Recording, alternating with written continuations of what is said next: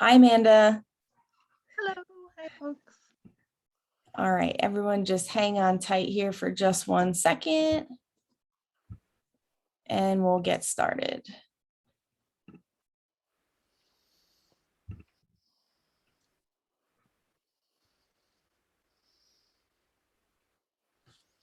All right.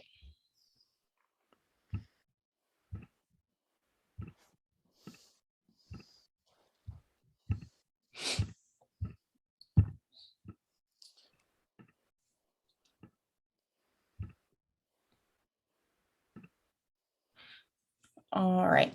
All right. I'm going to do an official sort of introduction here, and then we'll get into the interview. I realize there's just a few people in the room, but we are recording this because we'll send out the final version at the end of the interview here. So if you are watching, just feel free to use the comments. If you want to jump in to the conversation towards the end, we'll invite you to do that as well. And we'll just get started here. So my name is Caitlin Caligira, the president of A Tour of Her Own. We are the first first tourism company in Washington, D.C. to focus on women's history. And I'm here with a special guest today, historian and author Robin Gerber. Hi, Robin. How are you doing? Hi, Caitlin. Great. Awesome. I'm so excited that you're here today. Our work definitely aligns and there's a lot of crossover, and it's also very personal. I know you know this, but I'll share with our guests that when I founded A Tour of Her Own, one of the books that I was reading that really inspired me was your book, Leadership, the Eleanor Roosevelt Way. And I found this book in the shop at the FDR Memorial, and I can tell you it's got highlights and all kinds of things. So we had the opportunity to meet a few months ago in DC and explore the city together. And I just really want to share your work with all of our fans and followers with A Tour of Her Own. So with that, welcome. And I want to just give you the floor to tell us just an overview of the work that you're doing, the people you focused in on, your books, your talks, and all of that. Okay. Thank you, Caitlin. And it was such a delight when I got your email saying that I'd inspired your work through Leadership the Eleanor Roosevelt Way, which was my first book. And I love tours. I mean, I go on tours. I've been going to London for 50 years because my sister married an Englishman, and we always go on tours every time. There's endless tours in London. So it was particularly exciting to me that you had founded a tour company and were inspired by the book. And of course, the next week I happened to be coming back to DC, where I lived Yeah. for 30 years, but now I'm in California. And so we were able to meet, and you showed me the wonderful Catherine Graham uh, uh, alarm box, Yeah. reconfigured alarm box. That was so great. Yeah. Um, I was not an author all my life at all. I um, actually was a lawyer, dare I admit it. Um, in DC, I went to law school in DC, and I worked for labor unions for a long time and on Capitol Hill as a lobbyist. And then I changed my life in my mid 40s.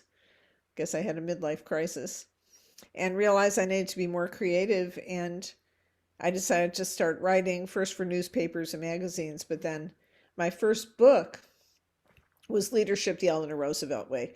Really inspired. I'd been studying women's leadership. I helped found a women's leadership, women and underrepresented people academy at the University of Maryland at College Park.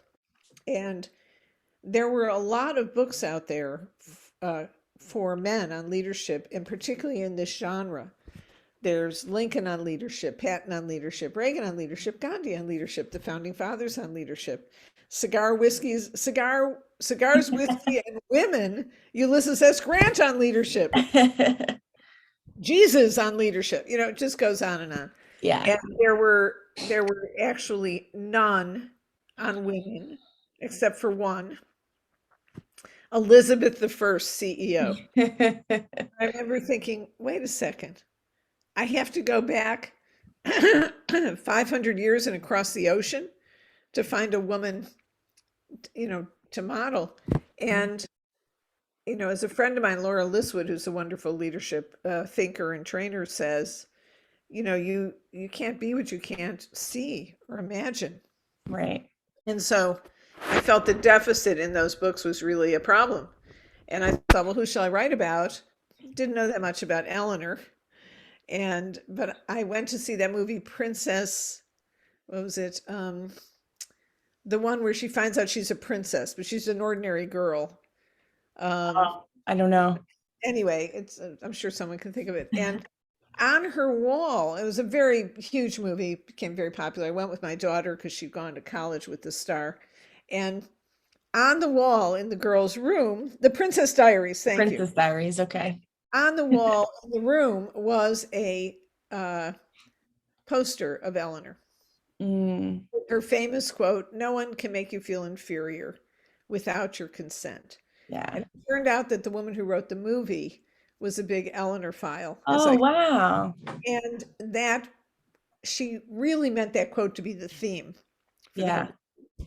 So I said, well, gosh, you know, Ellen is so pretty popular, I guess. Maybe I'll write about her. Amazed that no one had done Leadership the Eleanor Roosevelt Way. Right. Right. Shocked. I literally went to the Library of Congress to be sure that this book didn't exist. I just couldn't, my agent couldn't believe it. Yeah. Yeah. That's how the book was born. I had hoped it would spark just 100 books about women and leadership. Yeah. It hasn't, but It definitely sparked something for sure, right? Personally for me, and I know you were also featured in the CNN series about first ladies, so that's wonderful. I want to just take a quick pause because I relate to your story as a tour guide. The reason I started Toho was because all over the city there's like statues of men and all the women were just not being represented, and so I felt very similarly of like, what we got to tell these stories, and I just connect with you there.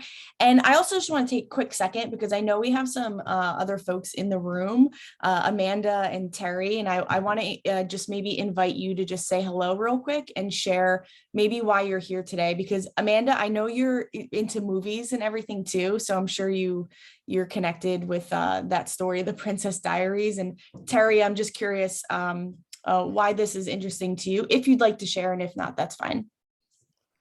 Amanda, go ahead. Sure. I can't believe you're mentioning The Princess Diaries, Robin, first, because I work as an actor and I just got new headshots done this week. And my friends had said my two main headshots look like the before and after in The Princess Diaries, and that's what they've been calling me all week. But yeah, I'm a huge fan of women's history. I love Toho, and I love what you're doing, Caitlin. And I've been to some of your courses and classes before, so I'm also grateful to you for doing it at a different time zone. I'm in Ireland, so it's now tea time. Some of our previous meetings, I've been getting out of bed in the middle of the night. But I was particularly excited because I love your book, Robin. Oh, It's thank great. you. Thank you. It's amazing. I've been working for the past year or so in writing a feature-length screenplay about Kay. Oh, fantastic. Wonderful. I think she's amazing.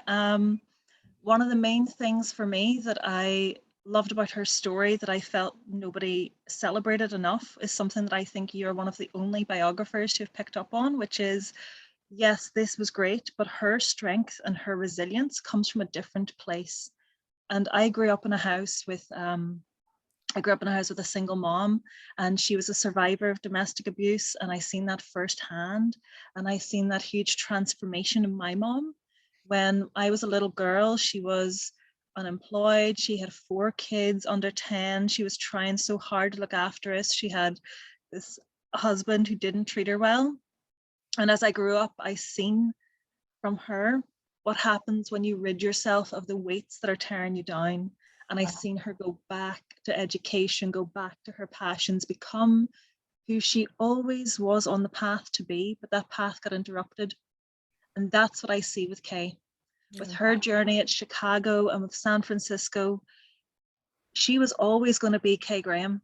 She just had a bump in the road called Phil. and that slightly got in her way. And that to me is where I read that story and I thought, I completely know this. I know this woman intimately because I've lived with that woman. I was raised by that woman. She just had a different name, but in my experience, but that to me is something I really appreciated about your perspective as a writer and a biographer, that this incredible journey and character arc that she went on is swept under the carpet far too often.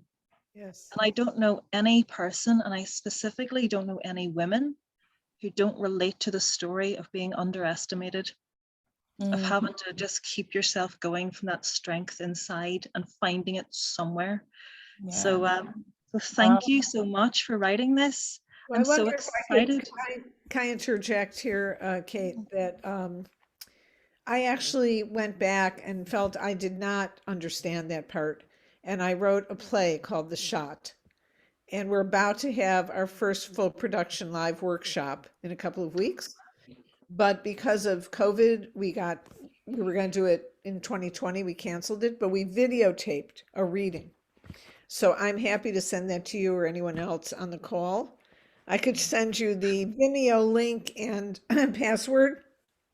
I think you should really, Amanda, watch the play, because I interviewed a lot of women who'd been abused. And I really realized that I didn't in the book, I glided over it too easily.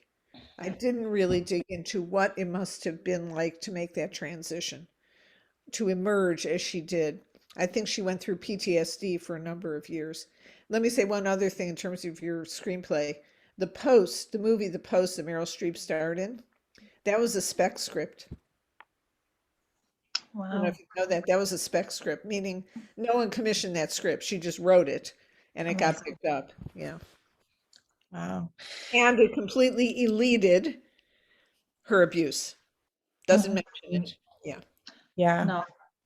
Wow. Thanks for sharing. You shared that Vimeo link with me too. And I sort of sat in this room where I am right now, completely glued to the screen. And there was the interviews after with, like you said, a group of women just processing that. And that was just as powerful as the play as well. So I'm so excited you're opening that workshop, and best of luck. I want to dive deeper into that, but just to give a little bit more context about your career, we talked about Eleanor Roosevelt. Katharine Graham is obviously a current program that you're working on. Also, Ruth Handler, the creator of Barbie dolls. I mean, you really have stretched across different aspects of history and also what I consider to be sort of pop culture and modern people and themes that we can all relate to. So I want to go back to this whole Katharine Graham story and dive deeper into it, but I also want to just give Terry a quick introduction and learn a little bit more about her as well. And there's someone named Camden also. Do you see that? Yeah, Camden is also an author. She wrote 2 books about DC. She's a friend of mine.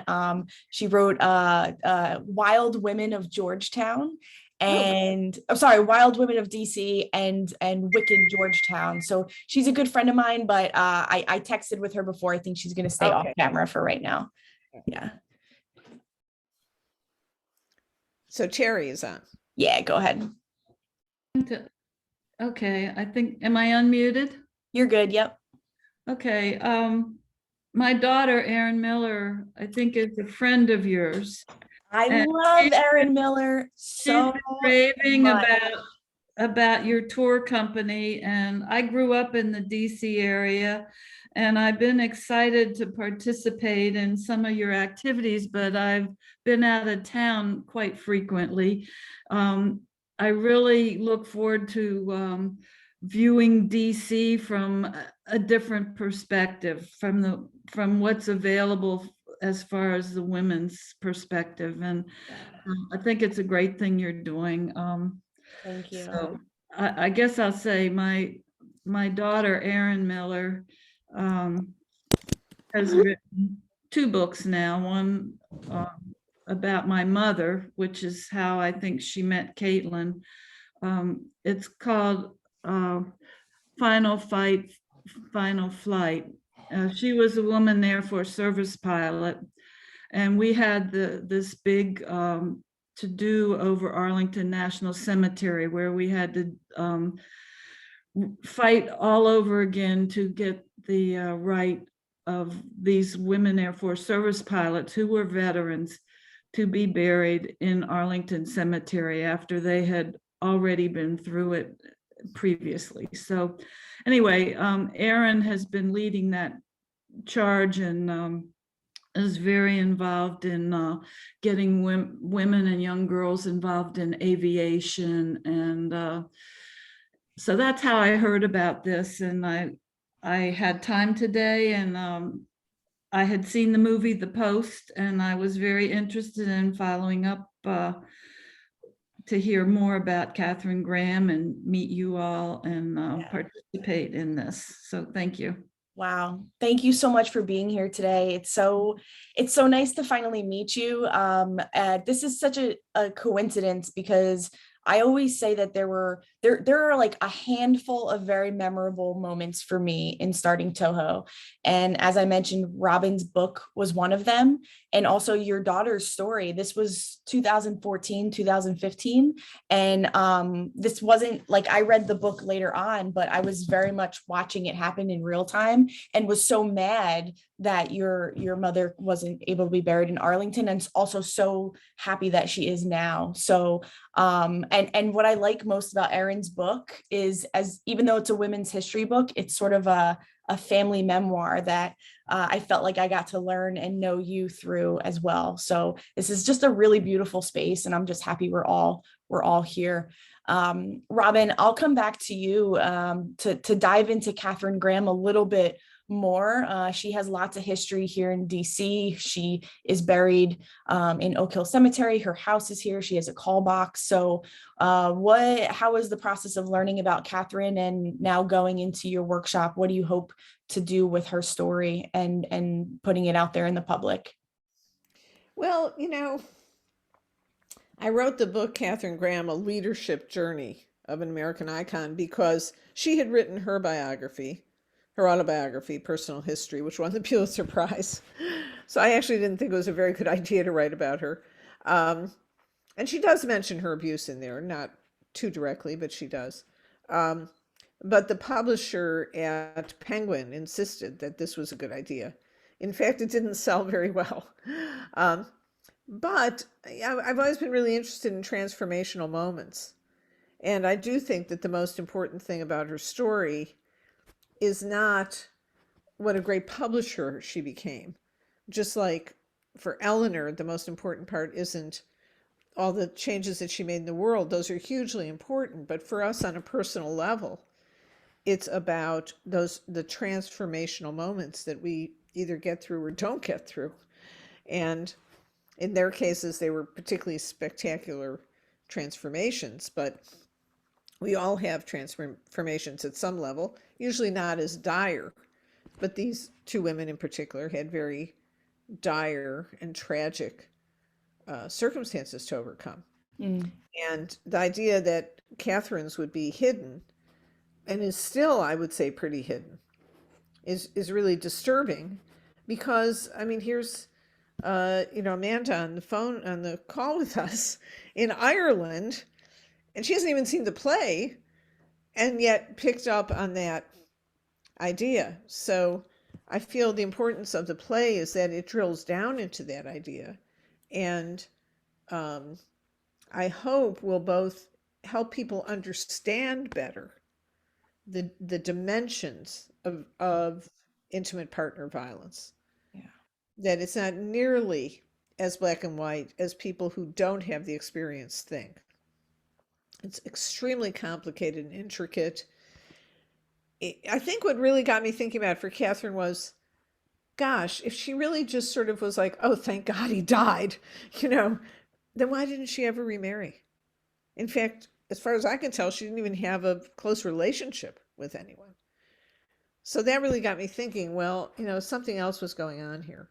So what I hope will happen is this play will get performed all over the country, and maybe picked up by Netflix or someone, plays our intellectual property for screenplays, of course, and, miniseries and that kind of thing. Because I just think it's an important message. just like Ruth Handler's story, she did come up with the Barbie doll. It's true. But really, she was one of the greatest entrepreneurs, corporate leaders of the 20th century. And in her case, also had this dire moment where she lost everything. Well, not her money, but everything important to her, which was her business that she built from nothing. And how she reformed her life after that, because she had committed a crime. And the drama, and she got breast cancer at the same time and lost her breast. So how she came out of that, she considered killing herself. She didn't. She founded a new company making prosthetics for women, which didn't exist in the 70s. They were just lumps you put in your bra. And through that, she connected with women for the first time and became a wholly different person. Yeah, that's what Barbie and Ruth, not my title, but that's what Harper insisted on. Maybe Yeah, mini series. We have a writer now. 20th Productions is hopefully going to make it into a mini series, and they're that's signing the incredible. writer. It's all goes so slowly. Yeah. I just keep telling them, please get this done before I'm gone. It. Oh, that's incredible. It's probably worth noting that today's date is October 13th, 2021. And I really wanted to get together with you, Robin, but I thought October was a really relevant month, primarily because it's Domestic Violence Awareness Month. And it just also occurred to me it's Breast Cancer Awareness Month as well. And I think, this is why I admire you so much as a storyteller. It's because when you open your book, much to Amanda's point, you can see yourself in the character, or you can see a friend or a family member in their story. And I think for women, we're impacted by these large scale concerns in our daily lives every day. And it's that constant trying to juggle and balance your emotions with family life, your job, right? All those things. And sometimes I think we can't get into the depths of that with women's stories, because women's history is just sort of, it's marginalized. So we're trying to introduce people to even who Katharine Graham is or Ruth Handler is. And by the time they realize it, there's still so much more to go into. And I think that's always a challenge for us as tour guides. And so I wanted to maybe pull this into a little bit of a different direction, because I think you have unique perspective here. You have, my understanding, an actress who plays Katharine Graham that you've been working with. Now you have screenwriters, you have other people taking your work and sort of putting it into new mediums. What is that process like, and what are your relationships with those people? Yeah. Well, I'm not sure I'll write another play. I'm a book author, and it's very iterative, and you really do have to open yourself up to other people's ideas. I have a very brilliant actress, Sharon Lawrence, who is in many, many things still very actively working, and she's really smart. She was a journalism major. She knew who Katharine Graham was, and she's made wonderful suggestions. And I also have a very good director who teaches writing, and she's also made wonderful suggestions. But I went into it understanding from a friend who's a playwright how much people will try to change your work. So I sort of had a conversation with myself about, I don't want to be too precious. I don't want to be ego driven. Mm-hmm. But I also want to be sure that I'm doing what is true to me and my work. So I just sort of created a protocol for myself, which was that whatever happened in rehearsals, when Sharon might say, this line just doesn't work for me, how about this, or how about that, or I'd say, okay, got your notes, let you know tomorrow, Mm-hmm. So I could always have time to think about it and never make the decision right then, because Yeah. every word is important. And one day Sharon said that to me. She said, I know that you really care about every word. And it's true. It's really true. So now we're going through the rehearsal process. And of course, she's trying to go off book. So she's getting some of the words wrong. And I'm like, oh, it's really interesting. Writing a play Yeah. is very different and interesting. But let me say, to your point about not knowing women's history, and Arthur Schlesinger said women are the most spectacular casualty of history. When we first let a few people see the video of the play, I realized they didn't know who Catherine Graham was. And the last thing I wanted was people, Googling Catherine Graham while they're watching the play. So we've added, you'll see in the video, a few slides that tell who she is before it starts. And I'm going to insist we do that for the live production as well. Just show those up on the wall, because I mean, it's unbelievable. And my team said, "Oh, everyone knows Catherine Graham." I'm like, no, especially younger people. Yeah. So yeah, I spend a lot of time on social media, and one of my favorite things to do is on Instagram. When you post, you can post interactive quizzes. So I'll often do that, and then you can see people's responses, who gets it right, who gets it wrong.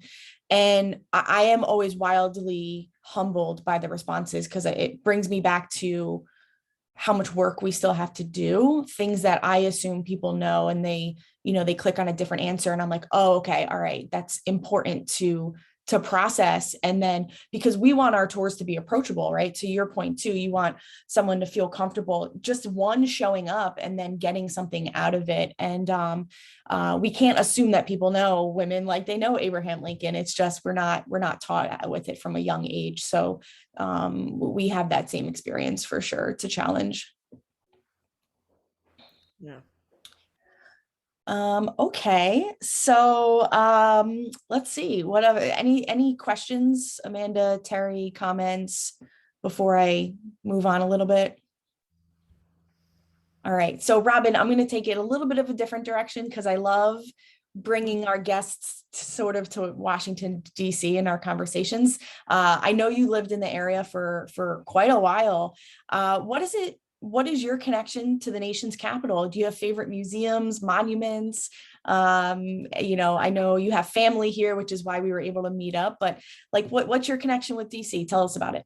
Yeah, well, I came to DC for law school in 1979. I went to Antioch Law School, which at that time was a somewhat non-traditional law school intended to turn out lawyers in the public interest.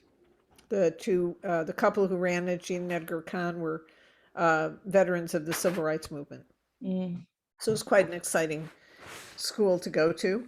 And it turned out, I later discovered in one of those odd connections, that our library was on Meridian Hill and was actually Catherine Graham's home. What? The house on Meridian Hill, if you know it, where she lived. I don't. I only know her Georgetown home. Yeah, so this was her childhood home. Oh, wow. Childhood home. I might have been studying in her bedroom for all Look at that. Yeah, I I lived in Bethesda. I regularly rode my bike on the bike path to Eleanor's, what I call Eleanor's Memorial, although it's otherwise FDR Memorial. But the FDR Memorial is the only memorial that depicts a first lady. Now, I think I told you this story of how the plaque is not her words. The plaque, I love it. Please share. Please share. Yeah, the first time I went there, and I read she's in like the fourth room, I think. They're outdoor. They call them rooms. They're outdoor rooms. And you get to Eleanor, and it's a quote about foreign affairs in some way. And I thought, gosh, that just doesn't sound like her. And I went and asked, I think, one of the national park people, where is this quote from? And they said, well, it's from Franklin. I said, no, it's next to Eleanor's statue. And they said, well, every quote in this memorial is from Franklin. I said, this is highly misleading. It's an outrage. I wrote to the architect. I involved the National Women's Organization because I was friends with the head of it. Bottom line is, it takes an act of Congress to change anything in a national memorial. However, people the disabilities community so protested that his statue didn't show his wheelchair, that an addition was made in the plaza, and you probably know this, Caitlin, that shows him in the wheelchair, Mhm. right before you walk into the rooms. Yeah, it's like the prologue. It's kind of a story, and that's the opening of it. But that is not considered part of the Uh-huh. actual National Memorial. And therefore, they put a quote from Eleanor by that statue. So we do have a quote from her. Yeah. So that's one of my favorite places. The other really favorite place that most people don't go is Rock Creek Cemetery, Mhm. to the statue commonly called Grief by Godin, Saint Godin. Do you know this? I don't know the details of it, but I'm So this is a familiar with it statue, briefly. look it up, called Grief. Henry Adams' wife, Clover, killed herself by drinking her photographic fluids. She discovered that he was having an affair. Mm.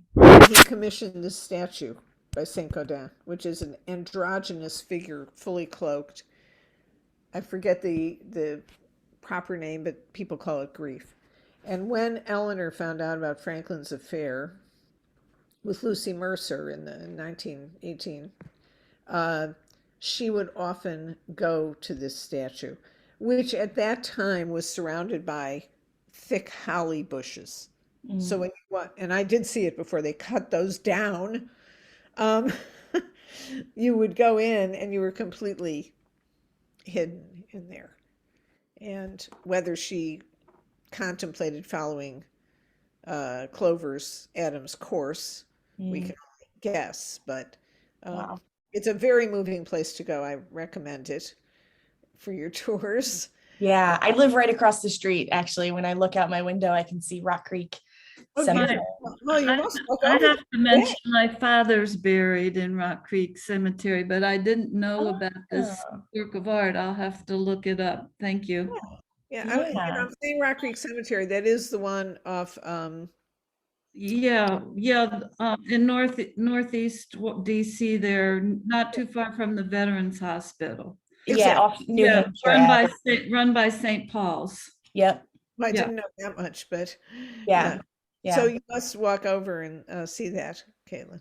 Yeah, I will. I like love cemeteries. I don't know if it's because I'm a historian or like just morbid or something, but I find them to be extremely peaceful. And I spent a lot of time in there while we were sort of in quarantine and all that because they were open and accessible. So I will go find Grief and think of Eleanor. Yeah, Oak Lawn is also where Catherine is buried in Georgetown. Yeah. Yeah. The Country Club of the Dead, they call it, I believe. For sure. And if you go there now, the mausoleum they put up to Ben Bradley is ridiculous, but Yeah. I don't know how they allowed that. But Catherine's, you walk past that and you'll find Catherine's and Phil's grave. And of course she lived across the street, so she actually was in view of his grave. The whole never saw that house either. What do we make of this? So those are some of my favorite places. Yeah, those are great places. I mean, there's so many good things in DC. I want to mention though, because we're on this theme of October. October is also Gay History Month or LGBTQ History Month as well. And so it feels relevant in this space of where we're talking about marginalized voices to mention that Eleanor also had a relationship with Lorena Hickok, which I think a lot of people don't realize about her. And I don't know if relationship is the right word or romance, but do you want to just talk to that point a little bit for us? Yeah, I think, I don't know if people don't recognize it, or maybe it'd be more accurate to say don't accept it. Yeah. I've been asked many times, countless times. I've been giving talks for almost 20 years, countless times. Was she gay? Which I'd have to say no. I think she was bisexual. And how do you know she had a relationship with Lorena? Well, we don't have a photograph of them, but we very sorry. Okay. We have a photograph, letters from her saying, you know, I can't wait to kiss that spot on the north side of your lips. Mhm. And, you know, that kind, and hold you in my arms and that kind of thing. I'm sorry. That's okay. Go ahead. You want to take a time out or? I have a feeling that Robin's dog has a historical name. It's named after someone No, pretty no. important. She has a name based on Sons of Anarchy. We don't want to go there. But her name is Gemma. I would like to go there. Jackson or Gemma. Gemma. She's a wonderful actress. I love Gemma. Yeah, she's great. The Anyway, woman, she's the matriarch. She's the matriarch in Sons of Anarchy. If we're true. talking about Yeah. women in No, sort of yeah, fictional yeah, space. that's not how she got there. Anyway, I'll tell that story. So I think it's pretty clear from their letters and the time they Yeah. spent together, and Lorena herself talking about that this was really the love of her life. I mean, she never got over Eleanor, who sort of broke up with her. Mm. And then also Eleanor had two dear friends who helped her start the workshop that they did in Valkill, where they had local artisans come and build furniture and that kind of thing. And those two women were gay. So she had, she was very much enmeshed in the gay community, the lesbian community at the time. Yeah. So I think it's a bit of a stretch to think that she didn't have an intimate relationship with Lorena, frankly. Sure, sure.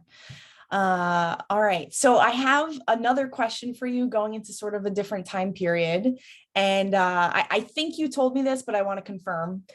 Is it true that you once debated against Phyllis Schlafly? Oh, God. Yes. On Tell us about that time period and being wrapped up in that kind of activism. the time period. I think it was in the 90s. Bill O'Reilly had a radio show. So late 80s or 90s. Let's see, I was writing for USA Today, so it must have been the 90s. And I wrote a piece about why women should be allowed full rights in the military.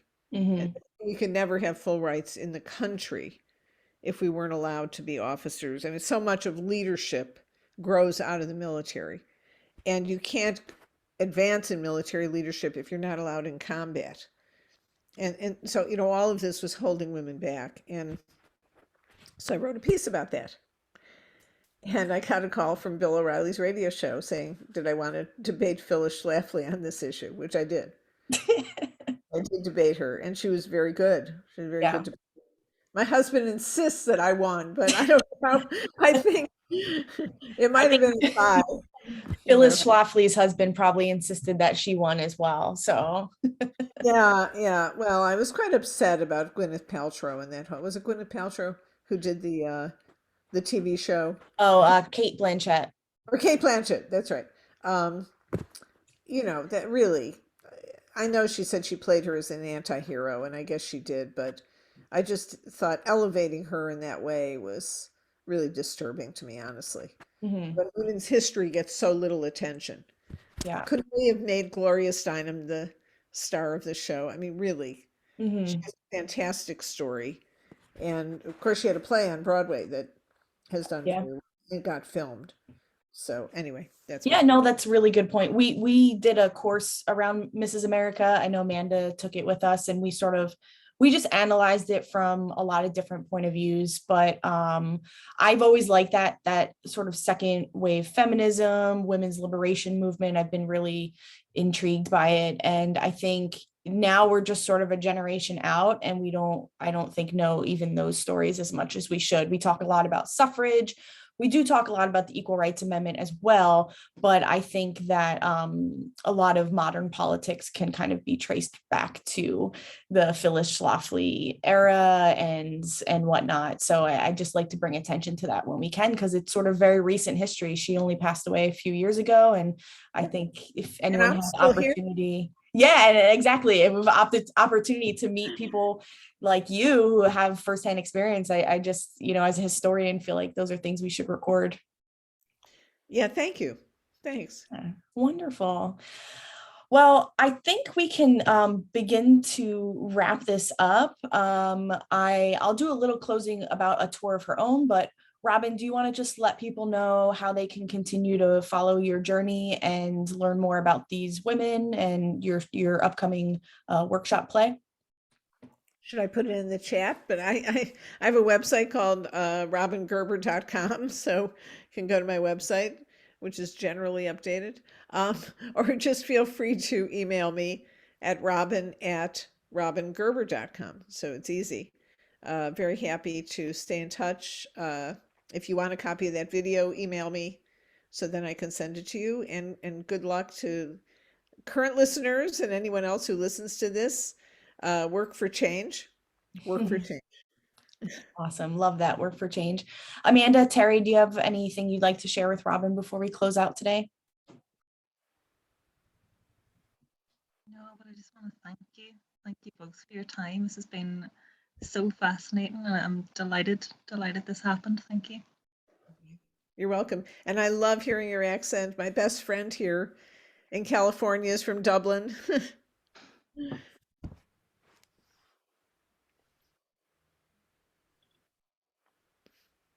Almost. Still muted. There you go. There we go. No, just thank you very much for putting this on this afternoon, Caitlin and Robin. It was very interesting to hear everything you had to say. I'm going to follow up with some of this and hope to join you more in the future, Caitlin. Yeah, I look forward to meeting you in person, Terry. And I'm grateful for our community. This is really, Toho goes beyond sharing women's history. We are creating a community where people really just keep coming back and bringing their friends. And like I said, this room is really special. I feel honored and privileged to be here with you, Robin. Amanda, thank you for your support all the way on the other side of the ocean. And Terry, like I said, Erin Miller's book, Final Flight, Final Fight is just amazing. And your mother's story is just moving. I would love to see that in every single form possible, on Netflix, on Broadway, like wherever, because that's a story we all need to know. These are our sort of virtual salons and moments that inspire me to keep going. I just get a lot of energy from these conversations. And so I appreciate that. For anyone that's watching this after, I just want to say thank you for supporting a tour of her own. We have a membership program that you're welcome to join at various different levels. And we also are just published a book co-authored by myself and published by my authored by myself and my co-author Rebecca Grawl. This was sort of a pandemic project, but we had all these stories that we wanted to put down on paper. And when I first read Robin's book, I never thought I'd be writing my own, but here we are today, and I'm so proud of that. So feel like if you want to get a copy, go ahead, let us know what you think about it, and just share women's history. I always say this, and I think it's particularly true today. Women's history is like internal and external. I love talking about Eleanor Roosevelt and Katharine Graham and Ruth Handler, but we all have the power and ability to share our own family's stories, good, bad, indifferent. Talk to your kids about it. Talk to your mom, your aunt, your dad, and just make sure that you understand your own history and where you come from and the different challenges and contributions that we've all had and made. So with that, I again, thank you. I'm Caitlin Calagira, and I appreciate you supporting a tour of her own. Thank you, Caitlin. I'm going to go ahead and stop this recording.